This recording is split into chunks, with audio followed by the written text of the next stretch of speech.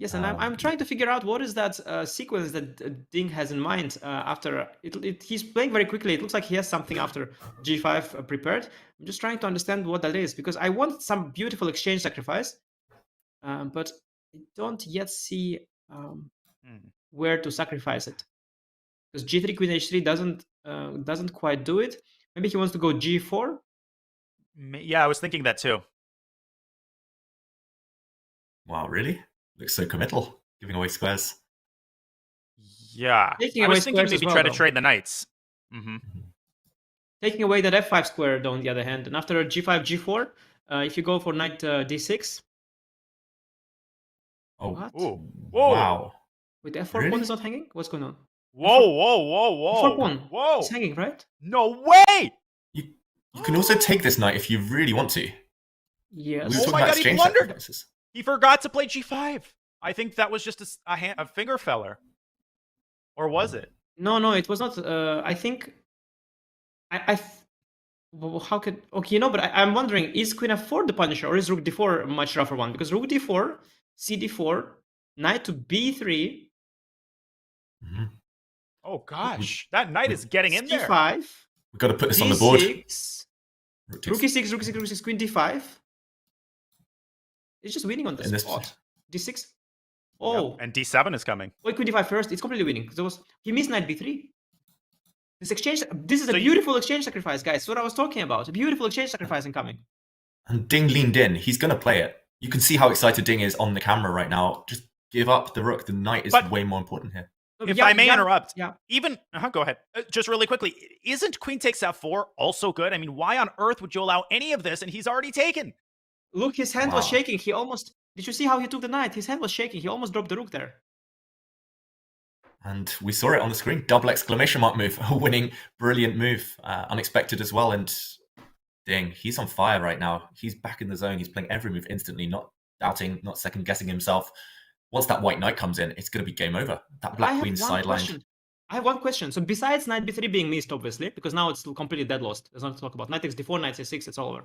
Isn't it just strategically bad, even if Jan didn't see knight b3? Suppose I go queen d3 and knight f3. Is that also not just very bad? So this is a positional blunder, a tactical blunder, and it feels like a deja vu because this was what was happening to Jan against Magnus Carlsen. Some outrageous, crazy blunders. And now you're back with another one. And why? I mean, G5 was okay, no? What was wrong with G5? I hate to be a broken record, guys, but why would you on earth would you allow Queen takes F4? Okay, you missed the specific move here. Yes. Okay. But G5 has no downside when you compare it to,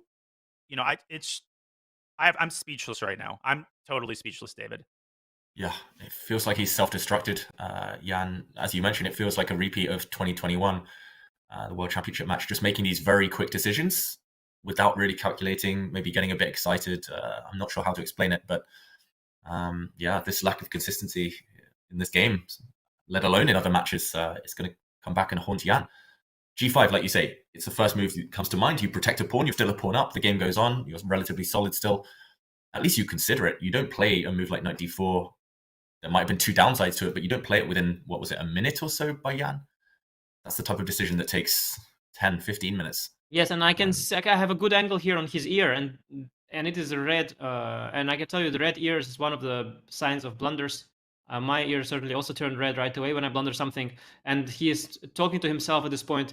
He realizes blundered, and let's just show on the board why this is a blunder. Now, the knights in close position are much more valuable than they are in the open positions, and they are often more valuable than rooks, because without open files, rooks have nowhere to go, but the knights, they can jump all around all the closed routes.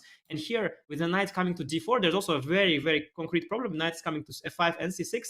This pawn on e6, supported by the d5 pawn, combined with the knight penetrating black's position. Black's rooks are worth nothing. They're stuck there, and black is collapsing completely. That knight on d6, the black had early on in the game, it was a vital piece.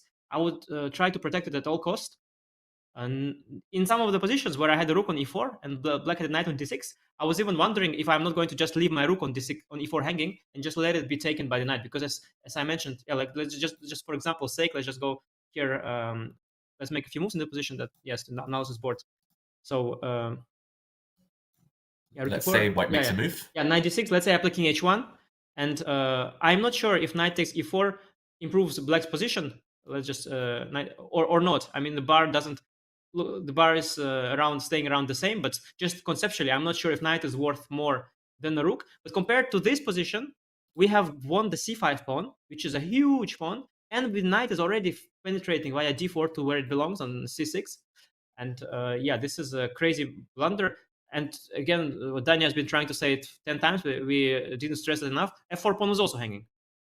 So why he, which is also a question to me, like, isn't white better here? Queen f4, rook f4? It is also Must better be. for white, I guess. But I guess this is what he was kind of hoping for. Maybe it's rook d8 c6. Yeah, maybe this is what he was kind of hoping for. But rook d8 again, I can. If I take now and knight b3, then you have. Do you rook d4, cd, knight b3, c5 maybe, or maybe c5, but still ugly for black. Look at these rooks. long-term Both dangerous. dominated. Calculated carefully. Yeah. Yeah, you know, it's crazy, and also because there was the option of going g5. Let's just show it instead of knight d4, g5. So what was wrong with g5? Because if g3, I have queen h3. Why so desperate? Why did he? What was he afraid of? Why the despair?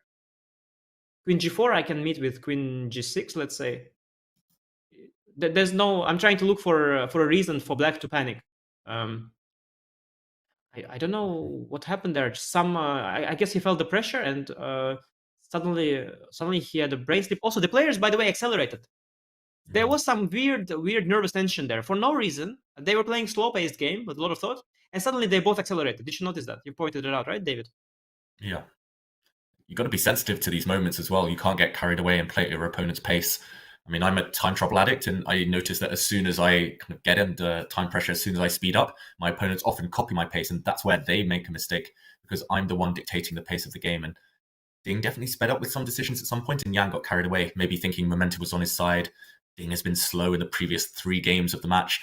Maybe he sensed that kind of things were kind of back in that flow. But Ding's a different animal today, and Yan just, I think it wasn't on his radar, this exchange sacrifice at all. I think knight b3 obviously missed, but rook takes d4 in general is desirable for white, even if there was no knockout blow immediately. Yeah, it feels like just getting carried away in the moment, which is natural, but is going to cost him this game. I had these instances, I can tell you, also, especially, I think what happened is, it happens to me sometimes as well. It's called the loss of concentration. That's what happens. You were under a lot of tension usually. What happens is usually I'm under a lot of tension from the opening, and then at some point there is this moment of relief. And I think Jan had that moment of relief where he brought the knight back to d6. He was about to stabilize his position. He had a few options. He could keep the bishops. He could not keep the bishops. And that's like, and then there comes a moment of relief, and you were under so much tension before that somehow you relax, lose concentration, and make a move without properly thinking about it. It's just a loss of concentration. That's what happened to him. Rationally, the move makes no sense.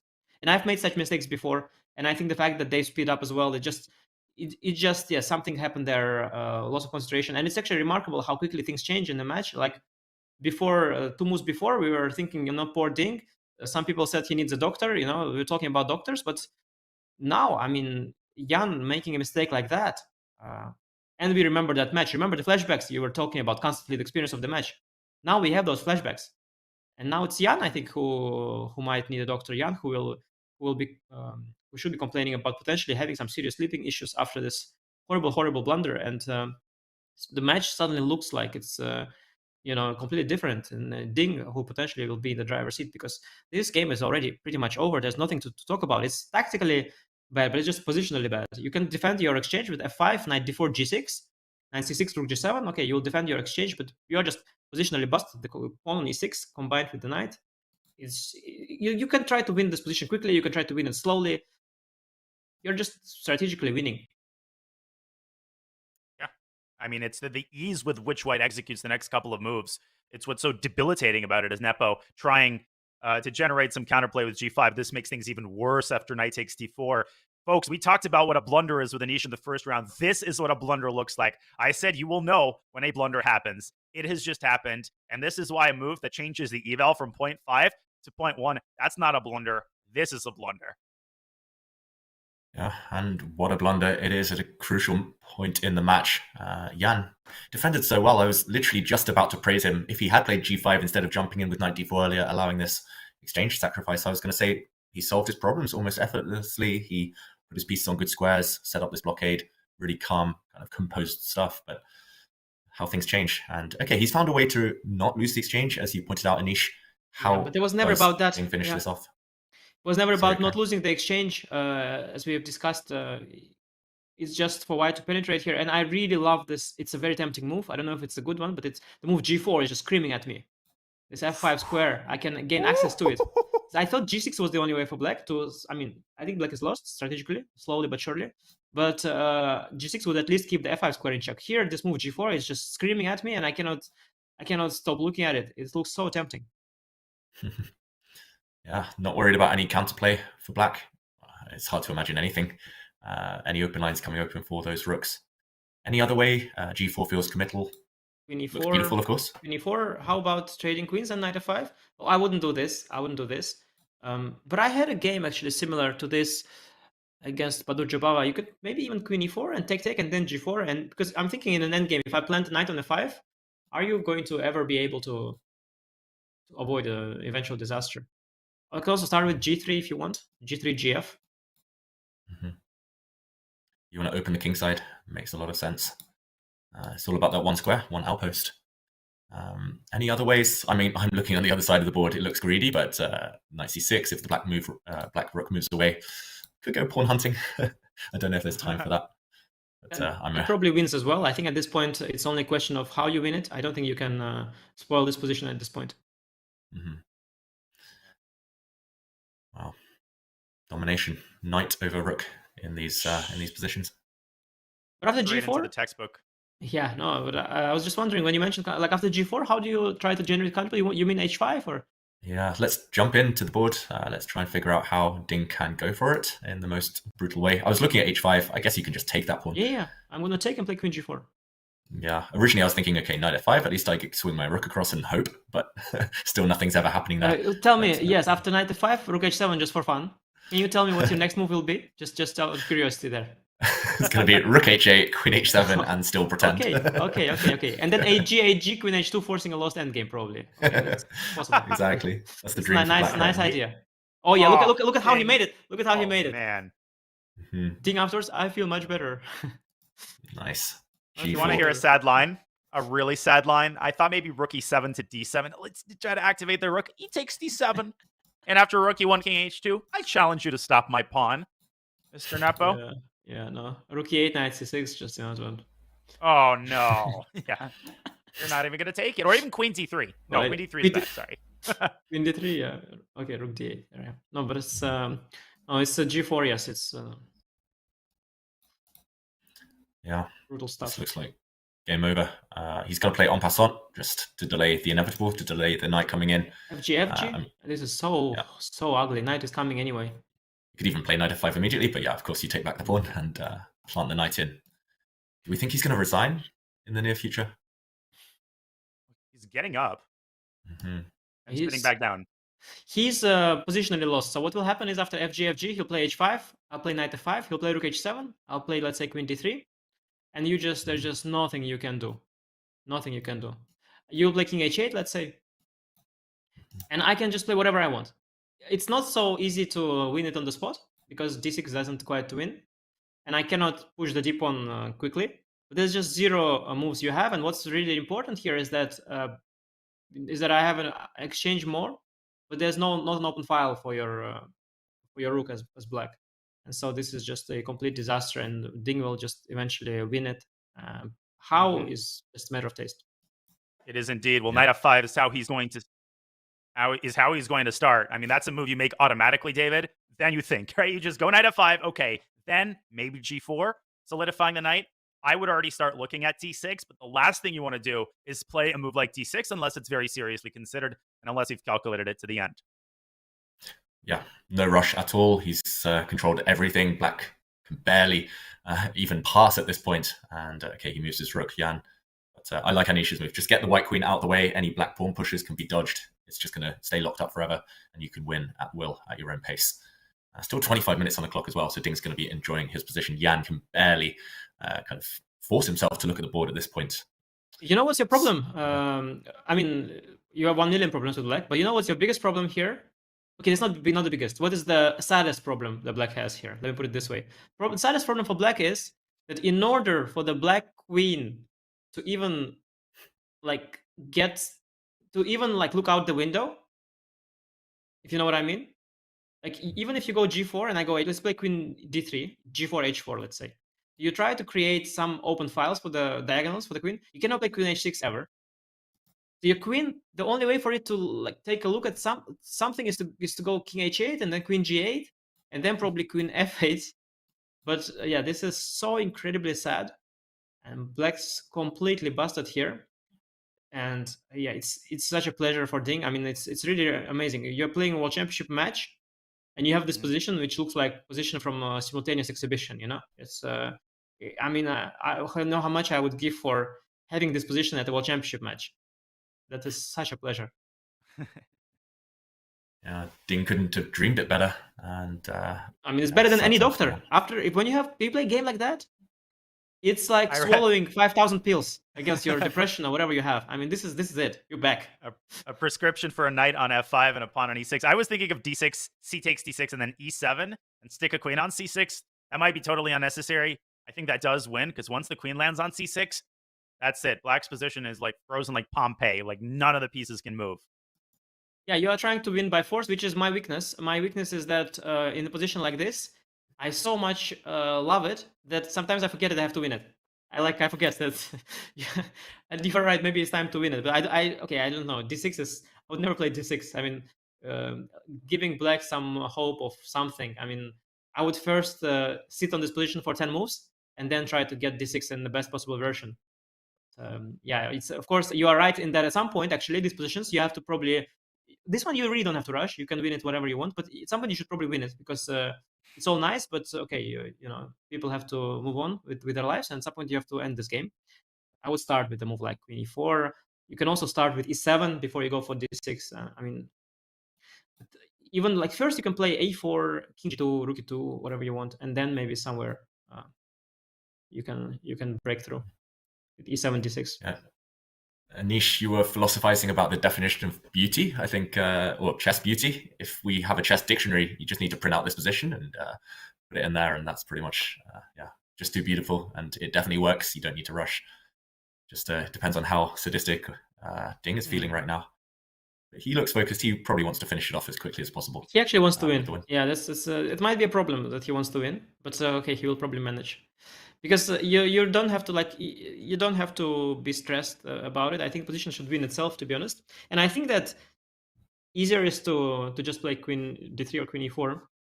Because I think if you try this d6 business, let's see, is it for sure? Is it clear cut? Well, because I think this is how it could go wrong. Like you go d6 in the wrong moment, and then somehow you misconvert it. Yeah, I mean, my idea was to play d6, cd e7, and then just pre-move basically queen c6. But conceptually, I totally agree that this might, that this involves more concrete calculation. Yeah, probably this is how chess should be played. d6, cd e7. I give it to you. Yeah, I'm just too much of a, I like sitting on my position, especially when it's so good. But probably this is better. Yeah. Any counterplay here? G4. In d5 check, I guess, or check. I'll move. Okay, I have the urge to go h4. I have the urge to go h4 always. Yeah. Oh yeah. Okay, thank you. We are in agreement here. Yeah. And again, this knight on f5 dominates, and the pawn on h4 they dominate the queen. There's not a single square it can go to. Yeah, control. Queen f7, guys. Queen f7, guys. Please rule by rook e6.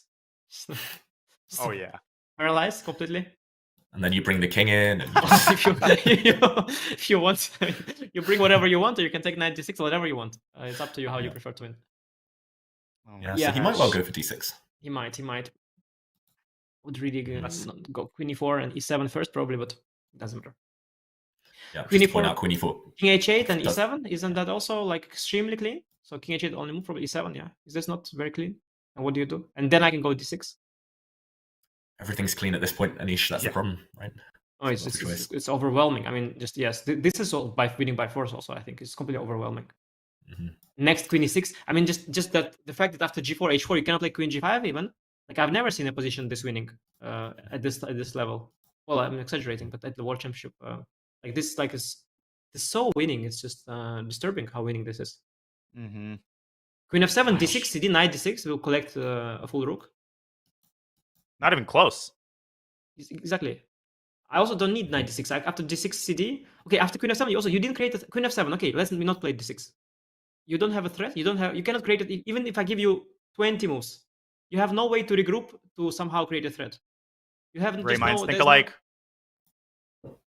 Yeah, queen e4 on the board, as you predicted, Anish. Oh, this position, if you look at it, actually, the fact that after e7 you have no way to ever attack me and do anything, there is just, you can indeed just go like rook e2 and bring the king to a4 or whatever, like if you want. You can win the position if you want. You can go rook e2, bring the king to b3, and then go like c5, b6, king c4, and win it with the king if you want. Oh my gosh. Like if you're really savage, like if you... Nepo's in the rest area. I mean, at this point, I'm not going to speculate. I think it's time to get back to the board and do something that starts with an R pretty soon. Regret your decisions, but also resign the game. Yeah, smooth. Wow. Yeah. Poor Jan. Yeah. And we've all been there, right? We've all blundered like this. We've all kind of taken our eye off the ball just for a second, and then it's suddenly too late. Chess is cruel like that, but it will be about how he recovers. Maybe it's a good thing, just like for Ding, losing the last game, there was a rest day immediately afterwards. Jan, after this devastating defeat, he will get tomorrow to reset and recharge and go again with white. I think, look, for Ding, it's like upwards. It started at the bottom with the need for doctor, and it's upwards, ending with the medicine, knight on f5, pawn on e6. While for Jan, it is literally from all the way up to really, really. I think the psychological situation in the match is just so reversed. It is so difficult to be Jan right now, and he has history of struggling, struggling to put these kind of things behind him. And he knows that Ding he knows he was there at the press conferences, right? When Ding was complaining. He knows the entire situation. He knows that Ding is back. He knows that he's given the lead, given up the lead now. So whoever you are, you would feel devastated as Jan. But especially given his history, like I would project Ding to be like a massive favorite in the match after this game. I would give him like 80% chance or something like that. Wow. And it would have been the inverse, right? 2 days ago, Anish. Maybe it was 70-30, I think. I think it was 70-30 for Jan. But like situation looks so good for Ding. Okay, I mean, you shouldn't exaggerate in the sense that the score is still even. This is the only thing that Jan has going for him, that actually the score is still even. But the situation is so much better for Ding now. And also today's opening, by the way, Jan was really not into the details. That is also a very disappointing sign for Jan fans, because Ding played something that's been played recently. Tabatabai played it against me and against Fabiano. 2 recent games, high-level games, 2023, or very recent. Computer says the position is equal, so very critical position from the opening that you shouldn't really be aware of. And he was not into the details. He gave White some advantage from the opening. That is also a worrying sign somewhat. So yeah, definitely looking good for Ding right now. And yeah, in this game, I think Jan is basically, he cannot resign yet, because of course you have to lose his position on the board. You cannot just give up before White converts it. But essentially, it is completely over, totally over. Mm-hmm. Yeah, just upsetting for Jan, especially because it's not like you committed a blunder in a complex position that could have gone either way. It could have gone either way, but I think if he had played g5, we were not enthralled with White's winning chances there. Black was up a pawn. He had maybe the best position he had that entire middle game. So, I mean, crazy how the narrative shifts just in one small moment, one tiny move, one decision to play impulsively, boom, we're having a completely different conversation than if Jan would have played g5. And e7 is on the board, resignation becoming more and more common with every move.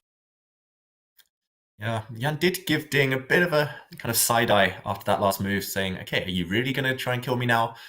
Why didn't you wait? Why didn't you build up? But I think he didn't realize, it was also my first instinct that I wanted to keep the pawn on e6. I think Jan is about to find out now, about to discover as he goes deeper into the position, that he still cannot generate a threat, ever. And I think that his original, he thought he was dead lost, and he thought, okay, e7 is a strange way to convert. But now he'll realize that e7 is only cleaner than anything, because you have no way to now, even you don't even have queen g8, queen f8 that I was talking about. So now you literally have no move for the next million moves, and now white has just complete freedom in this position. Just no moves, and actually the deeper you go into the position as black, the more you realize that you know there's this game, there's this kind of game where you have these blocks and you can move them around, you know, in like to place them in certain order. And so you can do the same with the queen, the rook, and the king. You can kind of keep moving them in the block, like queen g8, rook f7, queen h7, queen g6, king g8, rook h7, rook h8. You can keep like moving them around, but they can never get out of there. This is all you can do. Like you're stuck in this small between this small. It reminds me of this Tetris, game. Is that? Yeah, maybe Tetris, or maybe another game. No, anyway, not Tetris. Not a fun one. There's this game where you with the finger you move around these little blocks. There's like 16 blocks, 4x4. I think there's some video of Bobby Fischer even playing it on some TV show. Yeah, but it's just really bad. Basically, this game is not chess, and the chess should not be played this way. It's absolutely resignable. No, not Jenga. Jenga's where you remove the blocks and try to maintain the okay, whole guys, structure. look, it's a 4x4 grid. There are 15 blocks, one empty square, and you have to place them in an order. So 1, 2, 3, 4 until 15. And they're scattered in a different order. And you can try to move them, like using the empty square, in a way that first here comes 1, then 2, then 3, then 4. You know, this you don't know this toy? It's a very nice little puzzle. I have it for my son also. It's a nice puzzle. You don't have?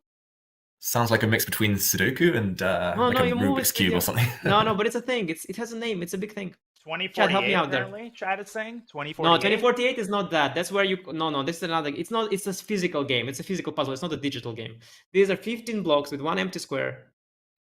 Oh, Chad doesn't know. This Chad playing this Valorant and all kinds of nonsense instead of this good game. We're not as educated or refined as you, Anish. That's no, but I played it as a kid. Slider puzzle. Slider puzzle. Maybe it's called slider. Let me Google slider puzzle. Well spent youth, clearly, Anish. Slider puzzle. Preparing for this one moment. Slider puzzle. Slider puzzle is what Google comes up with. Yeah, this is the game.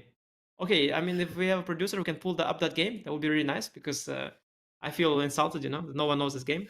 But this is what black's right corner there looks like, for sure.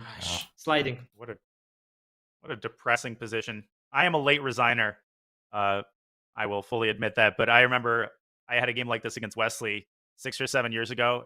Exactly the same scenario. You had a knight dominating over the whole board. And I uncharacteristically resigned in around this moment, where it's normally I would play 4 or 5 moves. But, you know, against someone like Wesley or Ding, you just literally know that there's no universe in which I would possibly mess up this position. So I resigned. 16 minutes as well. The time control is imminent. We're only 4 moves away from move 40. Does Jan really want to sit there, let Ding take the extra time and enjoy the moment? What would you do, Anish? Resign early, get out of there, or keep the pain going? Yeah, I mean, move 40, move 50, move 60. We can do it as long as you want. This is not the point here. I can sit on this position for 10 moves. We'll reach move 40. I can make 20 moves. We'll reach move 60. But the problem is that at some point I will play d6. I mean, that idea of bringing the king to the queen side is actually also a legitimate way to win it.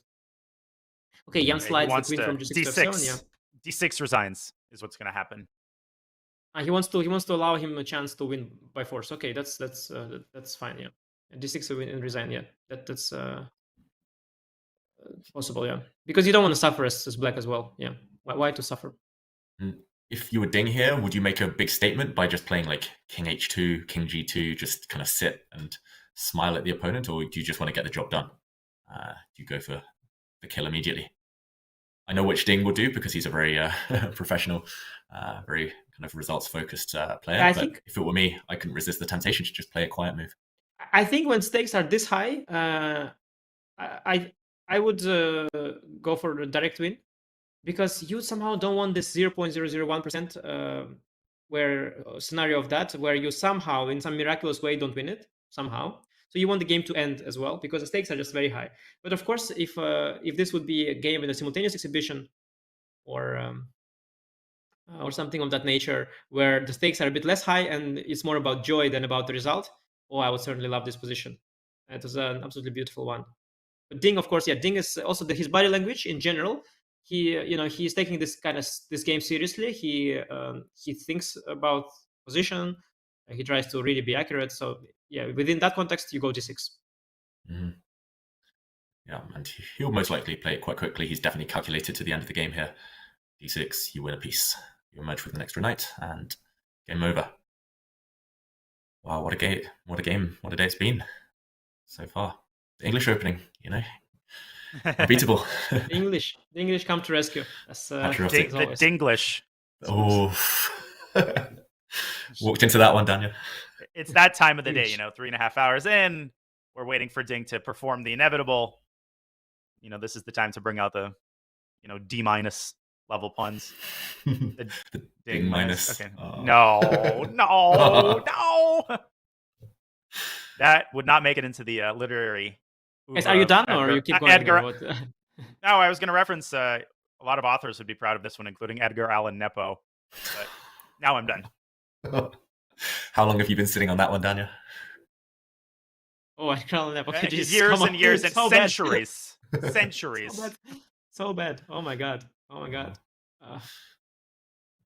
Yeah. Ding. He's leaning back. He's enjoying this. I think he's also asking himself that decision.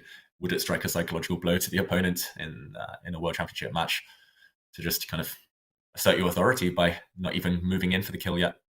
Or do you just get the job done?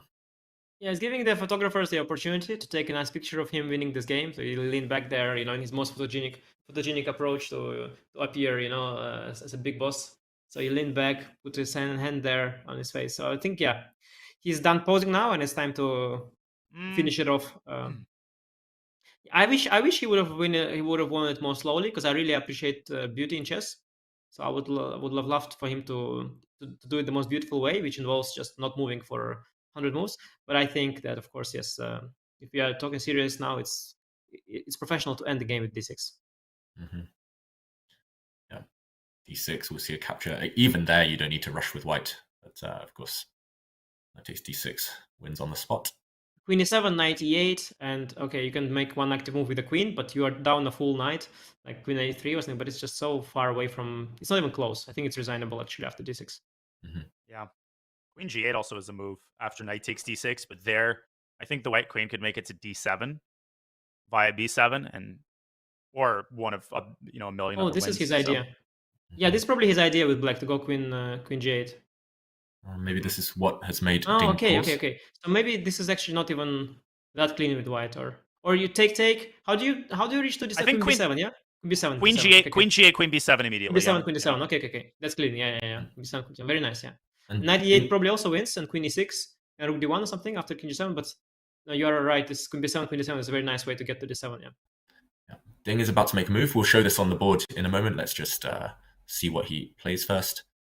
Yeah, we don't need to. If there was one win, we would have to show it, but there are so many that Ding will show it, actually. This is what exactly. Ding will show us the win. Nepo he's done with this game. He is at enough. He's going to go queen g8, I think. And after queen b7, he might resign. Oh, okay. Why the rush? Okay, that's fine. I wanted to win it like that with queen e6, but why the rush, Ding? Why did you take so fast? Yeah. Doesn't spoil anything, but at least now just to be slightly accurate. No, but this is the win that I saw. It's completely winning, right? There's nothing to. Nope. Queen b7 was queen takes f7. Prettier. Queen b7 was prettier, but it was actually not easy, Daniel. I didn't see that move. It's a nice one by you, queen b7. Very elegant. King g7. How do we finish this? Rook d1. I think rook d1. And then king g6. Oh, wait a second. Queen h6. Okay. Oh my gosh! Wait a second. Wait, rook d8, rook d. Wait, sorry, queen d7. Okay. What about rook f1 first, rook h6, and then rook d1? Oh, nice. But then very professional. f5. But Danny, after rook d1, king g6, rook d7, how is black ever moving? Like I can also play that, and then like g4, queen f5, and he ain't. Yeah, I mean I can also just do that and somehow slowly. Should we jump into the live board, or should we let Ding show the way? We can let Ding show the way. I don't think we should analyze this. There are many wins, and Ding just needs to show one. And Daniel's rook f1, rook d1 suggestion, that is clinical. Clinical. You said f5 then, yeah? Or which one bothered you? I think f5 has to be tried, but even queen takes queen f5. Even yes, and rook d7 if you want, yes. How about also white queen playing? e5 first? White could also play rook f1, rook h6, and just rook f5, and then just sit. Yeah, I mean, it remains like you still, even here, you still have a choice of finishing it off by force or not by force. And after rook f1, rook h6, rook d1, f5, I think the most accurate is to give queen e5 check. I mean, the most forcing. This wins on the spot. He's going for he it. finds rook f1. Yeah. He plays the most accurate. Yeah. And here comes the handshake, I think. Not yet. Yeah, 2 more moves. I think rook d1 and 5 queen e5 is where the handshake will be appropriate. Yeah. Yeah, these heavy pieces, these heavy piece endgames are difficult to defend at the best of times, but when your opponent's pawn is on e7 and you're completely paralyzed, it's definitely hopeless. Bunch of ways to win this one. I think he's found the most clinical, most prosaic at least. At this point, there are very few ways not to win this one. That's how I would put it. Like every move wins, and there are only a few ways in which you can somehow miraculously spoil it. I don't think it's a question of like the wins. There are like plenty, forced, unforced, all kinds of wins, all sorts of tastes, and Ding will just show us one of them. I would give a check because I like checks. To win with checks, you know, when you give a check, there is a limited options the opponent has, so you can calculate everything to the end. When you don't give a check, you leave some room for some move that you might have missed. Checks, captures, and threats. That's why we're taught when we're young that the most forcing moves. Queen e5 check looks cleanest. How wide is the margin of error here? Queen takes f5, queen e5. Are those the only 2 winning moves, or only 2 immediately winning moves that we're looking at right now? Even queen e3 probably keeps a winning advantage, but I would actually take on f5. I don't know. I like the prospect of snapping off 2 of those pawns just so you have that in reserve. But it's a matter of taste at this point. Queen e5, king f7, queen f5, and rook f6, queen h7 sends the king on a little walk. Very nice. And queen takes e7, rook d7, of course. Yeah, he's just picking the easiest path now. And yeah, in the featured chat, there's a question: why does Jan choose to suffer? I guess he's just asking one final question, right? Well, I that for sure, and I think also once you stop the clock and get up, like you have to start interacting with people. While you're in the game, you still have that intimacy of yourself, and sometimes you want to get used to the idea of losing while you're still alone with yourself during a game. That's what I feel sometimes. So maybe it's a bit of that. Yeah, I've been there myself. After blundering, often I just sit there, kind of hands in head, just trying to block out the outside world, not have any eyeballs on, trying to dodge. Get used to the idea that you lost, and and once you get a little bit more used to it, you can resign, get up from the board, and then people will come to you. There's press conference, they will talk to you. You have to act like you are a normal human being and all that stuff. Very unpleasant stuff, but yeah. Is there a chance that Nepo resigns on Ding's turn? Because I think I've done that once where move 40 is made and my opponent is an hour and I'm not in the mood anymore. 3 or 4 minutes pass and I've had enough. Yeah. It wouldn't be out of character for him to do that. He clearly looks like he's ready to get out of there now, maybe having come to terms with the result with the blunder earlier. But he'll wait for Ding to play, I think, queen e5 check or queen takes f5, and then we'll see him. Yeah, I think the line there is actually a line, I guess, that that goes like queen e5, king f7, queen f5, rook f6, queen h7, king e6. Should we put this on the board just while? No, that's not. You think we need? Okay. Let's do it. Might as well, Okay, let's do it. Yeah, this is like the only way for black to not lose. How to say? To not immediately lose on the spot. But this is you can win this slowly. You can win this quickly. Probably there is a forced win here, I suspect. How would you try and win this, Anish? I don't see a forced win, meaning that I think everything wins. Like, I don't think you have a next move. But I don't see a move that ends the game directly. Do you see one? Yeah, we're heading in this direction. In this direction. I think we are. Queen e5 check played, king f7, and queen takes f5. Maybe queen d5 instead of... Maybe queen d5 here is the most... Queen d5, the most forcing, if I want to rush my... King g6. Yeah, no, I thought queen d8, you go king f7 back. And then I can play rook e1, but this is actually not at all clean. Not at all. Poor Jan, look at the camera. The thing is, we are not really struggling to find the win because like it's all winning. It's already a win. But the finishing move, the one that forces resignation. Let's see if... Huh. You just need to create a thread. Start chasing the black king forward as well in certain variations after rook d8. And, yeah, I can make a move like rook d5 as well. Like I imagine rook d5 is completely winning. I could see myself if I don't see, like if I play like a blitz or bullet game and I don't see the win, I now would go rook d5 at this stage just to make a move, and then I think I can collect on g5 if I want at some point. And yeah, Ding has calculated this till the end, you would think, before going into this line. He's so good at that. These linear variations. Yes. You can even, like you mentioned, chase the king. I guess rook e1 first and then queen e4. That is also very tempting. Queen e4 and rook e1. Also, like queen e4 checking, f7, rook e1. That okay, it's a slow way to win, but it's also a dominant one. And Jan is purely reacting to each move. Pretty much everything is forced now, and it's likely to stay that way till the end. Sorry, go on, Daniel. Jan's stamina just did not resign this time. I mean, it's just pure agony at this point. Yeah, but at the same time, okay, you're already here. Like, you might as well wait for Ding to show it, yeah? You know what I mean? Like, but there isn't actually there isn't that forced. It's just a win, yeah. Every move, queen e4, rook e1, queen e4, queen g7, rook d5. Everything. You need like 1-2 unforcing moves, and then the forcing one will come. But there is no, like rook d8 is the forcing move now, but rook d8, queen e7, I think there is no direct win there. This is not what you want to do. So instead, yes, I don't know which one looks more winning. I think the computer gives them all as +7. So, there is not one that does check mate. This such doesn't exist. But yeah, rook d5, rook e1. I don't know, whatever you prefer.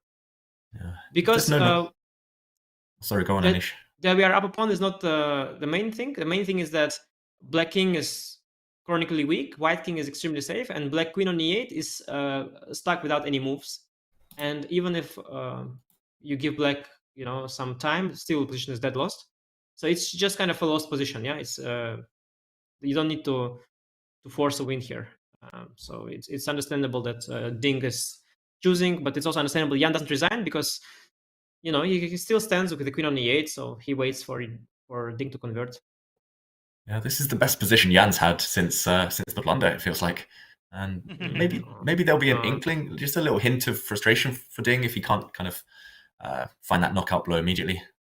And then he'll recompose and find the win, but he just needs to do it slow and steady now. I don't think he's like...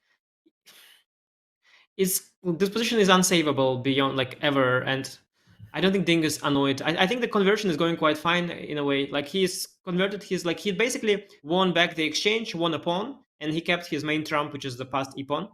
I think the conversion is going fine. There's no need to be frustrated. I think he just, he doesn't see a forced win, and he has a choice between a few moves that all look equally winning. So he's just double checking. Also, he just reached time control, so he has like an hour, yeah? Yeah, they reached the time control quite a while ago, actually. This is move 45 now. Rook d5. 46. I bet on rook d5. I think he's enjoying it. Queen g7, which is one of like 8,000 possible winning moves. Black is basically in Zugzwang. And he created a threat. Actually, it makes sense. He created a threat. His threat is rook e1 check. Oh, yeah. It's a forcing. It's actually a reasonably forcing move. Yeah, he wanted to... And I like rook f7, for example. Rook f7, queen g6 check is a nice one to show. Yeah. It's a nice mate there on d6. Yeah, let's put this on the board. Rook f7, queen g6, and checkmate's incoming. If you move up the board, you're going to be mated immediately. Rook d5, and if you take this pawn, checkmate as well. Yeah, it's beautiful nice stuff, Anish. Beautiful. Yeah, and, or rook f5, queen h6. Yeah. Multiple wins. It's always to do in the end with this this pin, this skewer, whatever you call it. It's decisive. And yeah, how do you even move here? Yes, anything. And rook g6. I have queen. Queen f8, rook j, queen takes g8. Oh, and rook d8. Nasty. Nasty. This is showing off. This is very nasty.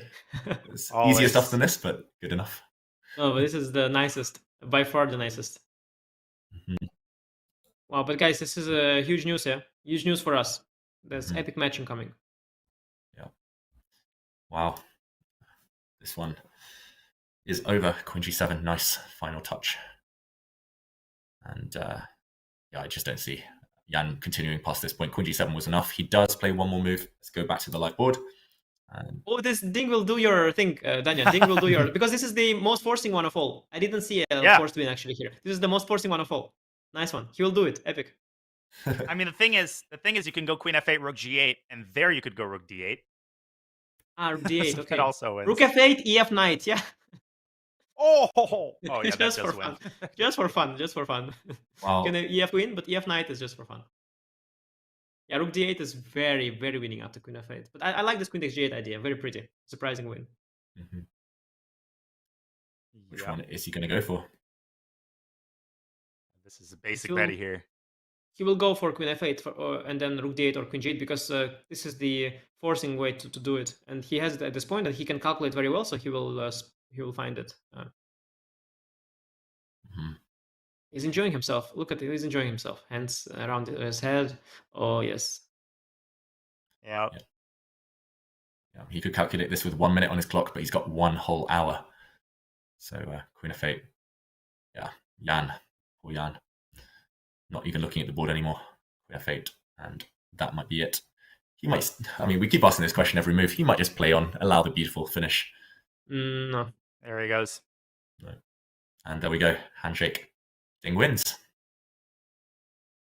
Wow. Wow. Ding has leveled the score with a victory. Now he's lost with the white pieces in game 2 and comes back, wins with the white pieces in game 4. And the story of the game is knight to d4. That will be the move in Nepo's nightmares tonight. Yeah. Knight move causing the nightmares. Ding is back. We said it yesterday, Anish. Whisper it quietly. You said don't put it in capital letters, but I think we can safely put it in capital letters now that oh, definitely. Ding is indeed back. Definitely. And, we were talking yesterday or the last few days about, like, will Ding fight back or will it be one-sided match? I have a different question now. Will Jan fight back or will it be one-sided match? It looks, diametrically opposite now. Now it's really looking very, very bad for Jan. This blunder reminds us of the collapse he had against Magnus. It was an outrageous blunder. He completely lost his concentration. It happens sometimes to me as well. The loss of concentration, no one is immune from that. That's something your brain does without your control over that process. And if that happens and you blunder like that, who knows what will happen next? Luckily for Jan, he has a rest day, and we are facing an exciting match. 2 equally matched players exchanging blows, and now score is 2-2. What more can we hope for? Yeah, and we saw the players shake hands, leave the stage. Should we go back and highlight maybe some of the key moments of this fascinating game? It started with the English opening, and Anish, maybe a good choice for Ding, already taking Jan out of the book, out of his, at least, preparation quite early on. I don't think he took him out of his preparation. I think Jan forgot the preparation because, as I told you earlier as well, this is a line that people play, but there were many orders. So he mixed up the opening, Jan. He played knight h5 in the wrong moment. Knight h5 was the move after d3, not after bishop e2. And that was the first little misstep by Jan. Then both players traded inaccuracies on move 13. Here, Ding played bishop d3, which was not the most accurate. Immediate c5 or rook d1 or h3 were suggested by the computer. After bishop d3, Jan in turn made the inaccuracy with the move knight a5.